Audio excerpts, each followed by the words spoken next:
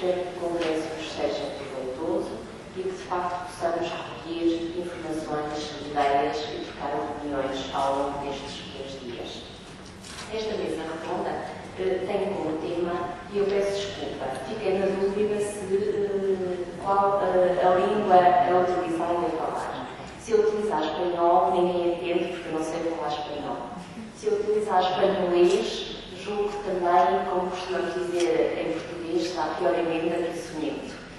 Vou optar por fazer a introdução na língua que acolhe este encontro e, portanto, vou fazer a introdução em português, tentando falar de forma pausada, que é a minha característica, para que nos entendamos, ou pelo menos tentemos.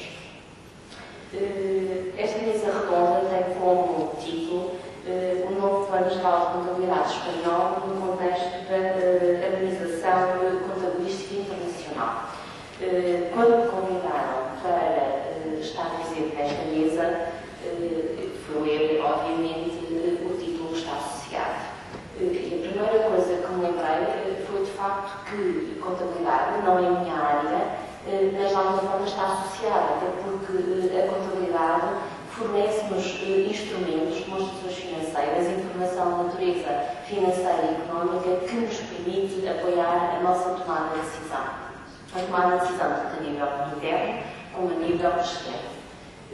Para que, obviamente, estas informações possam ser utilizadas por entidades externas, ela precisa de ser compreensível, e precisa de ser compreensível a vários níveis e além de fronteiras. Se há uns anos nós não tínhamos tanto esta preocupação, é óbvio que numa internacionalização, num mundo da globalização, como este fenómeno, nós temos agentes que derrubam fronteiras e que de facto estão implantados em todos os países, em todos os mercados e cujas decisões de facto ultrapassam um simples mercado, um simples país, mas de facto se fazem a nível global.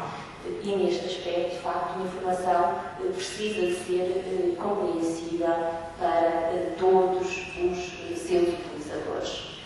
A nível de utilizadores externos, obviamente que um investidor que esteja interessado ou potencialmente interessado no investimento em empresa terá que compreender a informação a nível mundial. As próprias empresas multinacionais que têm subsidiárias em vários países, obviamente, terão vantagens em ter informação que esteja de alguma forma harmonizada, que seja compreensível, que seja comparável. Isto pode trazer vantagens a nível técnico, a nível de custo, outros fatores. As próprias empresas de contabilidade e de auditoria, enfim, portanto, neste mundo de globalização, de facto, a tomada de decisão é bastante importante e para decidirmos temos que compreender e comparar as informações que nos são fornecidas.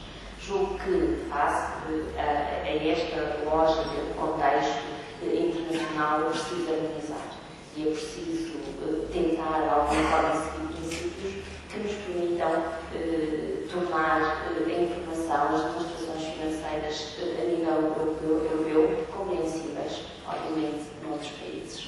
E, possivelmente, por estas razões e outras que diríamos, torna-se bastante importante fazer um caminho rumo ao futuro, como diz o nome deste Congresso. Temos connosco 3 pessoas que vão apresentar as suas contribuições. As pessoas estão sentadas por ordem de apresentação das comunicações, portanto, da minha direita e próxima temos o Dr. Leandro Canimano. Entre muitas coisas que podemos dizer desta individualidade, sabemos que ele é presidente da AECA, doutorado em Ciências Económicas em Espanha, pela Universidade Complutense, professor catedrático e, além de outras funções, portanto, não sou já uma vasta lista tanto de livros publicados como apresentações, artigos e, obviamente, publicações e congressos, como é hoje o caso. Depois temos a doutora Maria Isabel Ferreira Silva, atualmente Presidente da Comissão Executiva, portanto, membro da Comissão de Normalização Contabilística, Subinspetora-Geral da Inspeção-Geral de Finanças, portanto, trabalha nesta área desde 1980, embora não com esta função, mas exerce atualmente e licenciada em Finanças. Por fim, não por último, mas em termos de ordem de apresentação, o Dr. António Engana, que é também membro da Comissão de Normalização Contabilística, portanto, vice-presidente da Comissão Executiva, revisor oficial de contas e licenciado em Economia. Portanto, vou passar a palavra ao Dr. Guilherme Caribano. Bueno, muchas gracias.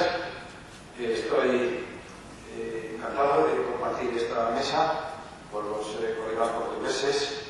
Esta brillante currículum más ha relatado la presidenta de la mesa, a la que agradezco sus palabras introductorias. Bueno, yo les voy a hablar de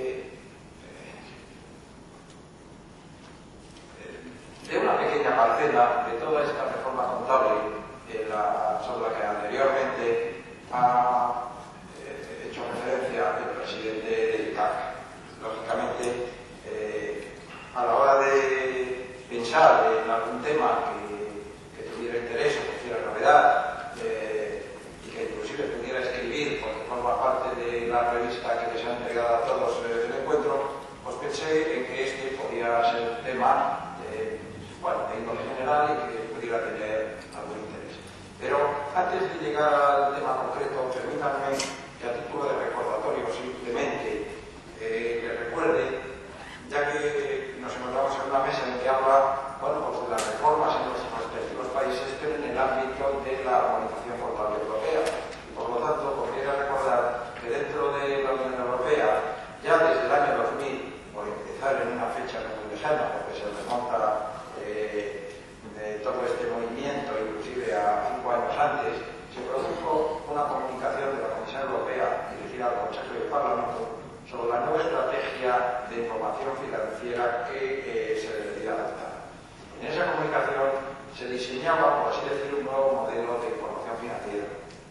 Se hablaba de la necesidad de contar con unas normas contables precisas, de unas interpretaciones de ejecución elaboradas a tiempo para facilitar la aplicación de las normas, de la necesidad de que los estados financieros de las compañías se sometieran a auditoría y de la conveniencia de mejorar pues el estatuto profesional de los auditores para que las características de independencia e integridad, sobre todo, quedaran reforzadas.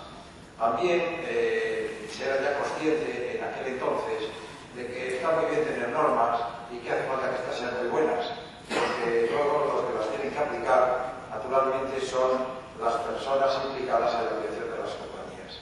Y para transmitir una fiabilidad al público al que va dirigida la información correspondiente, pues hace falta unos sistemas de control, en inglés se utiliza el término enforcement, que nosotros hemos traducido por no encontrar una palabra única, con varios, control y medidas de refuerzo. En definitiva, toda esa serie de instituciones supervisoras que propician que las normas se apliquen de una manera rigurosa y realmente sirvan para que ellas fueron diseñadas.